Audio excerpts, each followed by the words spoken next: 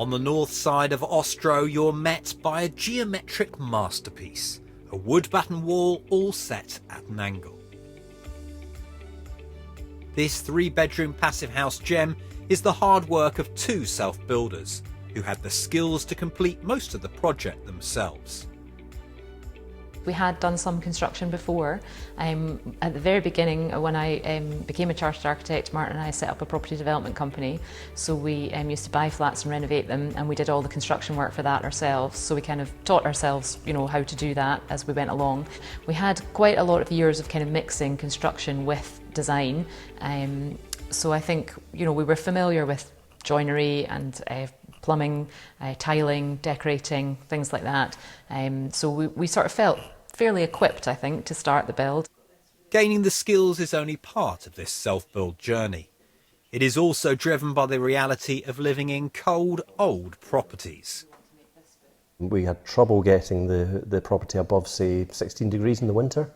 We had a 36 kilowatt gas boiler. And we couldn't get above 16. Had a lot of single glazing, a turret, so that kind of thing. And then one winter we were like, this is just too much now. Do you want to go and build a house? First, of course, you need a plot of land. We did a lot of research when we were looking for our plot. We looked online for probably over a year. We looked at maybe about 60 sites in total, not all in person obviously, and then we kind of narrowed it down, made a bit of a short list, and then started to go and see sites. We did a mixture of online searching, as I say, and estate agencies, and then we found this plot. The site is 2 plots. We actually came to look at the other smaller plot, but because this one is at the southern end of the 2, we thought this would give us more control over, what was to the south of us and so on. And because we decided at that point to do a passive house, we thought that was really important. The couple had bigger plans than just building a house. They aimed high and went for the passive house standard for their self-build. The site, when we first came and we first bought it, was really actually quite bare. It was just a field with one tree, one kind of fir tree sitting in the middle of it, which of no sort of merit, so we took that down, but the rest was really just a bare field. It's quite a sloping site, so there's quite a flat bit at the top where we eventually built, and then it slopes down to the burn at the bottom of the garden. There's a sort of circa about 6 metre change in level over the whole site. Having secured the plot, it was time to put their plans in motion and assess how they were going to build their dwelling. The site came with a planning permission for a traditional style house, which we were keen to obviously adapt. But what it did give us is the precedent of a planning approval on the site, which was really good. So we knew we'd be able to get something. We just wanted to obviously push it to something more contemporary than the original planning, and that's what we did. From a planning point of view, he was not overly keen on a flat roof, for example. But we're out with the conservation area, can't really be seen from a lot of houses, so there was no real justification for not allowing us to have that. So we pushed back on it a bit and were able to get what we wanted. They took their ideas further and tried to make the house as sustainable as possible. We had to do some justification of the design choices that we were making, but for instance, talking to him about biodiversity, and that was the whole purpose of the sedum roof, and that functions better flat and not on a slope because then you don't need irrigation and so on. So, on the whole, I think he was receptive to it. It was just a bit unusual. So, and partly also because we were in a backland site, it meant we could have a bit more design flexibility than if, say, we were making a street frontage. The base of the house is a thermal bridge-free Isoquick foundation, which insulates the building from the ground up. What we really wanted from a new house was something energy efficient. Because of our previous property, we knew that as well as it being expensive to run, it was also not comfortable. So we really had a desire for somewhere comfortable and cheaper to run. That was the 2 things that we wanted to do, and that led us down the route of Passivhaus in the first place. So as we sort of built on that, we had another few ambitions that we wanted to incorporate that we felt were kind of complementary to the Passivhaus standard. And one was sustainability gold in the Scottish Technical Standards, which has sort of more maybe broader sustainability agenda. So better space standards, better acoustic standards, daylighting standards. And then the third thing that we wanted to bring to the table was as many natural materials as possible. So we built fully with timber frame and wood fibre and so on. So those 3 things from the outset we felt kind of all came together really well, kind of married really well. The foundation is topped with timber frame cavity walls, which are then stuffed with Gutex wood fibre insulation and topped off internally with vapour block board. During the build, they even mastered new skills. We'd never made an airtight building before, so that was new. We'd never done diagonal cladding before, and we'd obviously never built something of this scale, just the two of us, or mostly just the two of us. So that was quite an adventure. The budget for the job was going to be tight, as they would be self-financing the build as they went along. Because we had this limited budget, we decided to take a self-build approach. So we knew that we would be building a large proportion of the house ourselves. When we started, we hadn't quite decided exactly how much, but mainly that was to do with finishes. So Martin took 12 weeks off work and worked with we hired two joiners, and the three of them stick built the timber frame. In 2014, we couldn't find a kit company that was making a kind of Passivhaus ready kit that was easily available. So instead of having a main contractor, we did as much as we could ourselves, and then we coordinated the odd trade that we needed to, like an electrician, for example, to do the things that we couldn't do ourselves. Our budget primarily was how much money we had at the time, so we knew it wasn't enough to finish the house. So we had a scenario where we knew we'd run out at sort of 3/4 of the way through, and then the rest we'd have to do sort of slowly ourselves, making the money to then use the money to actually do the work. So and we went over a little bit, but we just kind of had to go with it and sort of almost deal with it later. Yeah, we kept a very detailed spreadsheet as we went of all our expenditure and so on, and we did plan for each of the next stages, so we knew, you know, how much we needed to complete each of the next bits as we were working our way through the whole process. So we were organised about it, but we did know that, you know, we didn't have enough in our hand to make it to the end. Quite early on, the couple were living in the house, and being on site meant they could spend every spare waking hour on their home. Because we'd sold our last flat quite quickly, and a lot more quickly than we had anticipated, and we ended up moving to Kippen before we even had our building warrant approved. So we were here quite early on in the whole process. So we rented in the village, and then we moved and rented a different place, and then we did the usual, lived in a caravan for 9 months at the side of the house over a winter, and that was really pretty tough because we were also running our business from the two-berth caravan. So yeah, that was probably the hardest point, I would say. And then we decided, actually, look, the building is kind of, you know, it's certainly wind and watertight, it's staying at a nice even temperature. So we decided to sort of camp out in the house. So we had kind of one or two rooms that were livable in enough, and then the rest, we just kind of, all our stuff was packed into the spare bedroom, and then we just did the rest as we could. It wasn't just living arrangements which were a challenge. On this building, cladding became the task which would slow the whole build down. We were quite fast initially at getting the frame up. We're relatively fast, although it was stick built. So by about the first year, we'd had the whole frame up wind and watertight, and then we kind of worked on an elevation each year, cladding it, amongst doing things inside when it was sort of winter or the weather wasn't as good. But overall, from sort of start to completion, it was a 6-year build, primarily because it was our evenings and weekends doing the work ourselves. Yeah.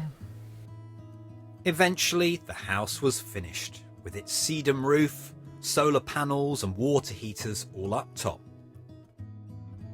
The cladding, although laborious, is a triumph with all its geometric complexities around the window openings.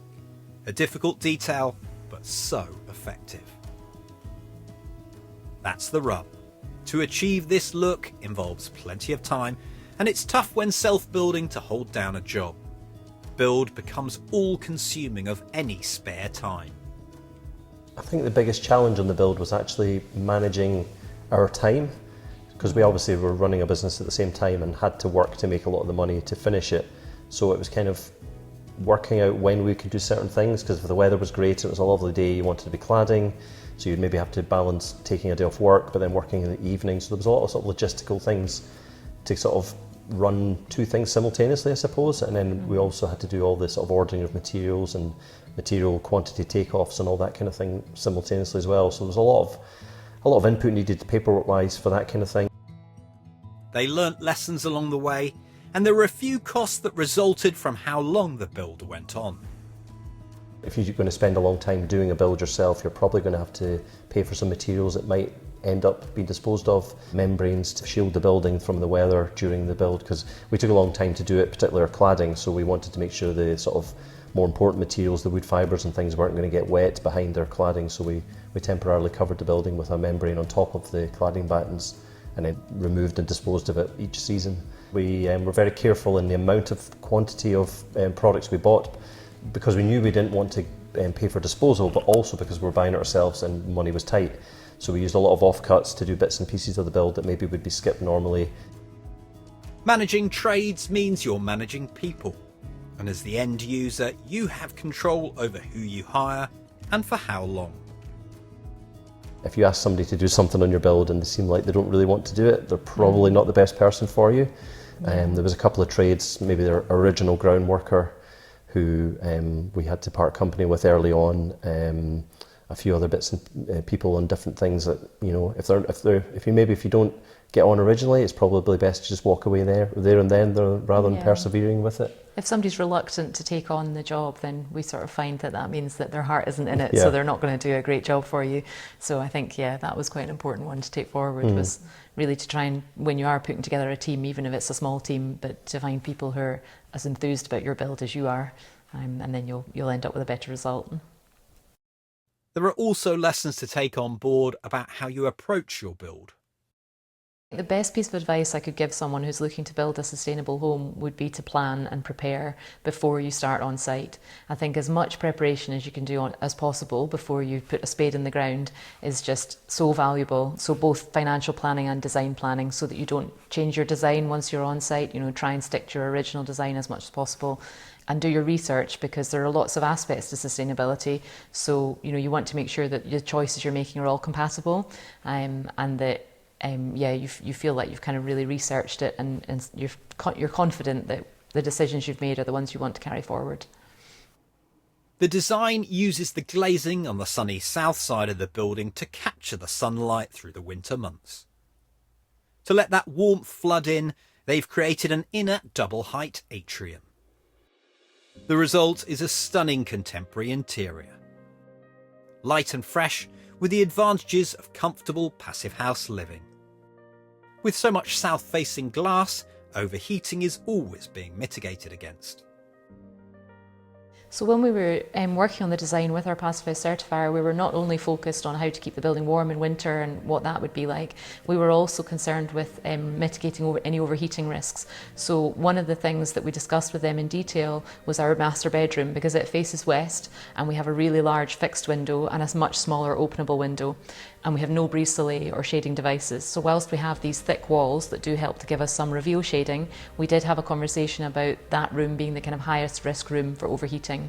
So we modelled a couple of different scenarios in our PHPP, from no window opening to minimal window opening with kind of slow air speeds and so on, right up to, okay, what happens if we just chuck all the windows open and the bedroom doors open and so on.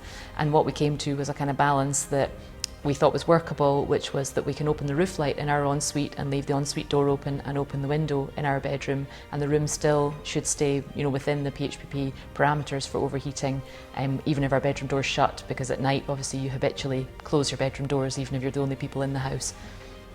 So that was something we gave quite a lot of thought to, and I think for us on this house, the conclusion we came to with the certifier was that that was an acceptable approach to take, because we were going to be the occupants, so we were fully on board with that idea of having to open the roof light and leave it open all night, that kind of thing. I think if you were designing something that wasn't a private home, you would have a different conversation. But for us in this case, that was the kind of solution that we adopted. It's a striking building with its diagonal cladding already mellowing into the landscape. With a sedum roof and water retention system, the house is an ambitious project to take on as two self-builders. We feel that it's a really sustainable house, not only because it's a certified Passivhaus, so it has a really low operational energy and high thermal comfort, but it also hits these other targets that we wanted to hit. And we have low flow fixtures and fittings throughout, so we have water saving measures and so on. We have a really good acoustic separation between all of the rooms, so even though we have this open plan layout and this big double height, we still have really quiet, peaceful bedrooms, which I think is really important in a home. I feel like it's a really sustainable building because we try to tackle lots of different approaches, and also the use of materials and our choice of materials, so untreated cladding for instance, and wood fibre insulation throughout, and a timber frame. All of those things contribute to a really low embodied carbon at the end of the build, which wasn't something we initially aimed for, but was a really nice kind of consequence of those choices. with its contemporary design inside and out. This building demonstrates that the self-build dream is alive, and that the exacting Passivhaus standard is attainable to self-builders.